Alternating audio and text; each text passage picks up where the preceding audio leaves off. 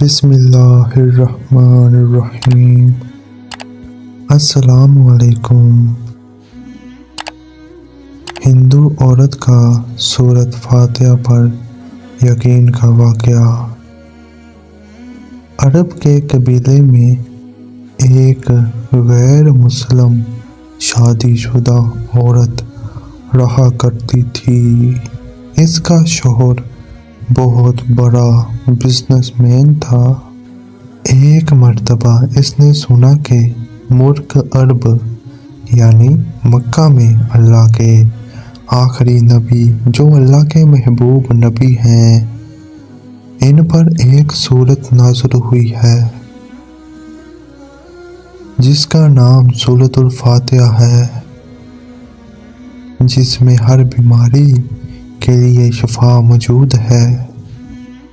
وہ جس پر بھی دم کی جاتی ہے یا پڑھ کر پھونکی جاتی ہے وہ انسان اچھا ہو جاتا ہے، یہاں تک کہ اس میں بہت بے شمار برکات ہیں۔ اس میں اب عقیدے کی بات ہے، مسلم ہو یا غیر مسلم، اللہ پاک جس کے دل میں ایمان کی روشنی ڈالنا چاہے، اللہ کی قدرت کا تو آپ سب کو اندازہ ہوگا۔ اب کسی شخص سے اس عورت نے سورۃ الفاتحہ سیکھ لی۔ پھر جب اس نے سورۃ فاتحہ کا ترجمہ پڑھا تو اس کی آنکھوں میں آنسو آ گئے۔ وہ جب بھی یہ سورت پڑھتی تھی اللہ تعالیٰ اس کے بگڑے کاموں کو سنوار دیتا۔ ایک دن اس کے بیٹے کو ایک خطرناک زہریلے بچھو نے کاٹ لیا۔ بڑے بڑے حکیموں طبیبوں کو بلوایا گیا۔ سب نے یہ کہہ کر جان چروا لی کہ اس بچھو کا زہر بہت خطرناک ہے، اس بچے کا ہم کچھ نہیں کر سکتے، تمہارا یہ بچہ بس کچھ ہی دیر کا مہمان ہے۔ ماں کا رو رو کر برا حال تھا اور شوہر اپنے خداؤں کی عبادت کر رہا تھا، ان سے مدد مانگ رہا تھا۔ پھر جب کوئی حل نہیں نکلا تو اس عورت کو یاد آیا کہ سورۃ فاتحہ کے بارے میں اس نے پڑھا ہے کہ اس میں ہر بیماری سے شفا ہے۔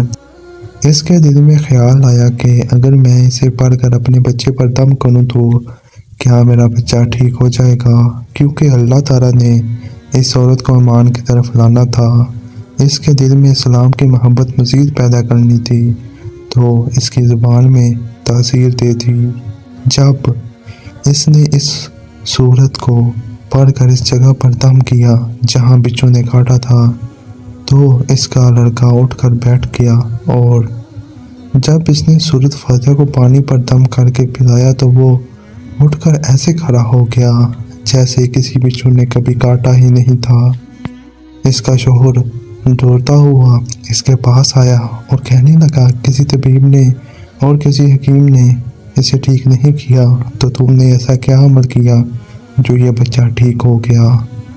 اس نے کہا، کچھ بھی تو نہیں، بس ایک سورت ہے جو ہر بیماری کو ٹھیک کر دیتی ہے، بس وہ مجھے یاد تھی، میں نے پڑھ کر اپنے بچے پر دم کیا اور اس کا پانی پلایا، تو دیکھو کیسے ٹھیک ہو گیا ہمارا بچہ۔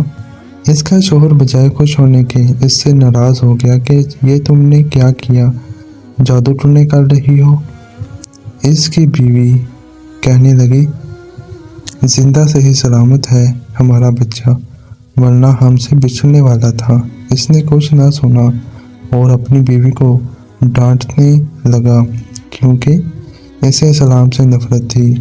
جب اس کی بیوی یہی عمل کرنے لگی تو اس کو اپنی بیوی سے بھی نفرت ہوگی۔ اب اس نے اس پر ظلم کرنا شروع کر دیا، ہر روز اس کو مارتا پیٹتا اور کہتا کہ اب میں نے تیرے منہ سے یہ سورت سنی تو یاد رکھنا، تیری کار کھینچ لوں گا۔ اس کو اللہ کے کلام پر بالکل یقین نہیں تھا، جبکہ اس کی بیوی کو اللہ کے کلام پر یقین ہو گیا تھا۔ اب اس عورت کو اللہ تعالیٰ نے کس طرح مدد کی، یہ بھی بڑا ایمان فروز ہے۔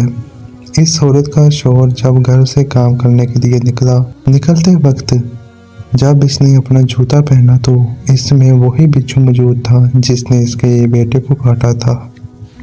اس کے ڈنگ سے وہ بچہ تو بچ گیا مگر خود نہ بچ سکا، کیونکہ जब बिच्छू ने इसको काटा तो जहर पूरे जिस्म में फैल गया और तड़प तड़प कर वो ही दम तोड़ गया।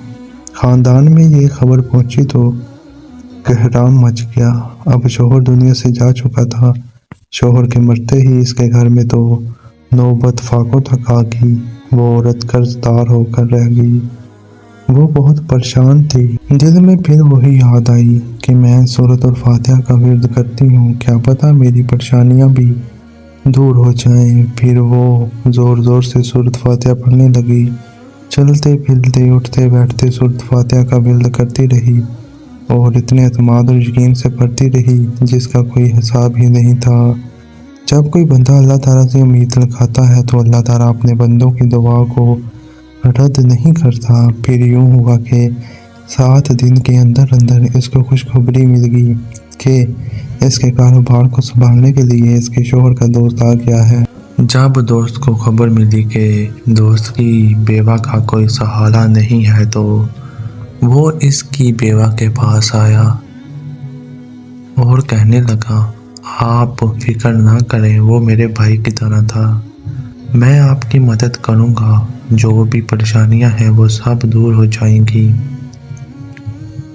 फिर इस शख्स ने इस औरत का सहारा बनकर इसका पूरा कारोबार संभाल लिया। फिर धीरे धीरे जैसे जिंदगी पहली थी वैसे ही होगी।